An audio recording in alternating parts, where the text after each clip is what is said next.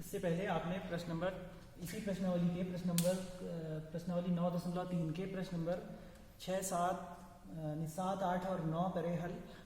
इसके बाद प्रश्न नंबर 10 हम लेते हैं आज इसी क्रम में। प्रश्न नंबर 10 ऐसा है कि ऐसे वृत्तों के कुल का अवकल समीकरण ज्ञात कीजिए जिनका केंद्र y अक्ष पर है और जिनकी त्रिज्या 3 इकाई है।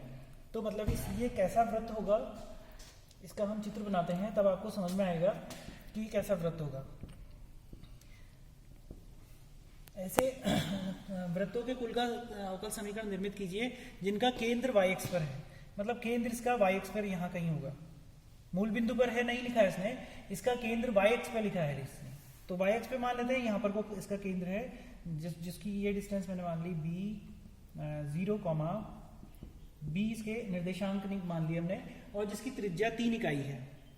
मतलब इस ऐसे वृत्त का समीकरण निकालना है जिसकी त्रिज्या 3 इकाई, मतलब ये मूल बिंदु से पास होता है, ऐसा इसने कहीं नहीं लिखा हुआ है, त्रिज्या इसने दे रखी है, तो त्रिज्या इसकी 3 इकाई है। तो आपके पास वृत्त का समीकरण आपने पढ़ा है, वृत्त का समीकरण कक्षा 11 में आपने पढ़ रखा है, जिसका केंद्र होता है h और k और त्रिज्या जिसकी r होती है।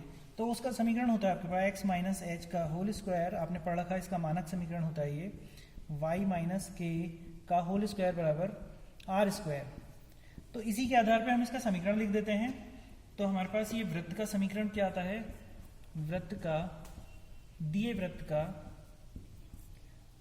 समीकरण हमारे पे मिलता है x माइनस 0 का square plus y minus B का स्क्वायर बराबर 3 का स्क्वायर। तो इसको लिख लेंगे X square plus Y minus B का whole square is equal to 9। हमारे पास ये वृत्त का समीकरण मिल गया।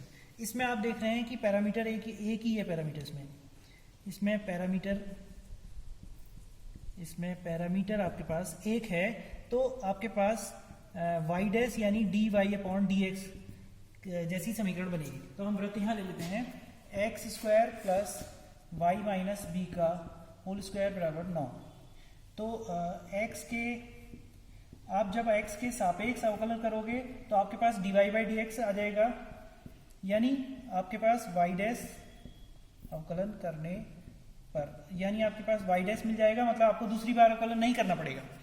तो हमें डायरेक्ट पहली बार में मिल जाएगी समीकरण। तो ये आ गया आपके पास 2x, एक्स स्क्वायर का 2x आ गया, इस पूरे का है आपके पास 2 इंटू वाई माइनस बी बराबर 0। इस पूरे को t मान लिया हमने। d by D x of y minus B is equal to 0। तो आपके पास आया 2x plus 2 Y minus B, आपके पास इसका y डैश मिला बराबर 0। तो 2 से 2 कैंसिल हो गया, तो आपके पास y minus B is equal to मिल जाता है minus X upon Y dash. ये समीकरण नंबर 1, ये 2 आ गई समीकरण नंबर 1 आपके पास ये है। तो y माइनस बी का मान समीकरण 1 में रखने पर, अब जब समीकरण 1 में रखेंगे तो हमारा मिलेगा X square plus Y minus B की जगह minus X upon Y dash का होल स्क्वायर बराबर 9। तो ये आ गया आपके पास x square plus x square upon Y dash का स्क्वायर इक्वल टू 9। तो ये क्रॉस मल्टीप्लाई से वाई डैश के स्क्वायर से गुणा कर देंगे तो एक्स स्क्वायर या एक्स स्क्वायर कॉमन भी ले लो, तो आपके पास आ गया वाई डैश का स्क्वायर प्लस 1 कर्ली ब्रैकेट बना दिया is equal to 9 y dash का स्क्वायर, और हमारे पास एक्स स्क्वायर वाई डैश का स्क्वायर माइनस 9 वाई डैश का square plus x square is equal to 0। आप किसी भी रूप में लिख लीजिए, ये अवकल समीकरण आपको प्राप्त हो जाती है। इस क्रम में क्वेश्चन नंबर 11 देखते हैं। ये थोड़ा सा अलग प्रश्न है। निम्नलिखित अवकलन समीकरणों में से किस समीकरण का व्यापक हल y बराबर c1 e की power x plus c2 e की पावर माइनस x है। मतलब यहाँ पे 2 कांस्टेंट है आप देख रहे हैं, और इसमें सभी में ये ऑप्शन में से 4 ऑप्शन में से एक ऑप्शन सही है। तो आप देख रहे हैं कि सभी की कोटियां 2 हैं, लेकिन अब कौन सा उत्तर होगा, इसको हम दूसरे किस्म से हल करते हैं। हल करने के लिए वैसे भी हम हल कर सकते हैं, अब चूंकि अवकल समीकरण से मिलान करना है तो हम इसको दूसरे किस्म से हल करते हैं कि अगर हम इसको x के सापेक्ष अवकलन करें करने पर अब हमने इन दिए हुए उत्तर में से चुनना है, यानी dy by D X is equal to C one E की पावर एक्स का डिवाइड डी एक्स ई की पावर एक्स होता है, और minus plus C two E की पावर माइनस एक्स का माइनस ई की पावर, अब इतने अवकलन आपने कर लिए हैं तो इसको मैं डायरेक्ट लिख दे रहा हूँ, तो सी वन ई की power X minus C two E की पावर माइनस एक्स हो जाएगा, D Y by D X आपके पास।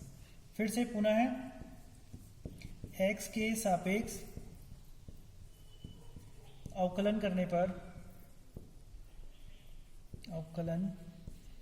पर हमारे पास D two Y upon D x square बराबर सी वन ई की पावर एक्स का ई की पावर एक्स हो जाएगा फिर से, और एक माइनस और आएगा यहाँ, तो प्लस सी टू ई की पावर माइनस एक्स आ जाएगा।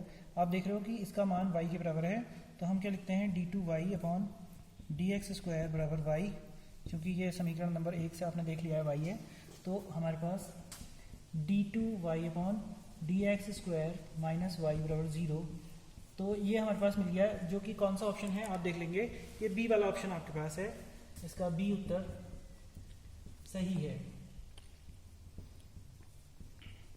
ये हम लिखेंगे। तो प्यारे बच्चों आप देख चुके हैं, इसमें अभ्यास से आप सीखेंगे कि किस प्रकार से एलिमिनेट करने हैं, यानी विलोपन किस प्रकार से करना है, ये ज़्यादा इंपॉर्टेंट है। इसमें आपको ये अभ्यास, जितने प्रश्नों का आप अभ्यास करोगे उतना ही आपका ये इसमें हाथ साफ होगा। धन्यवाद।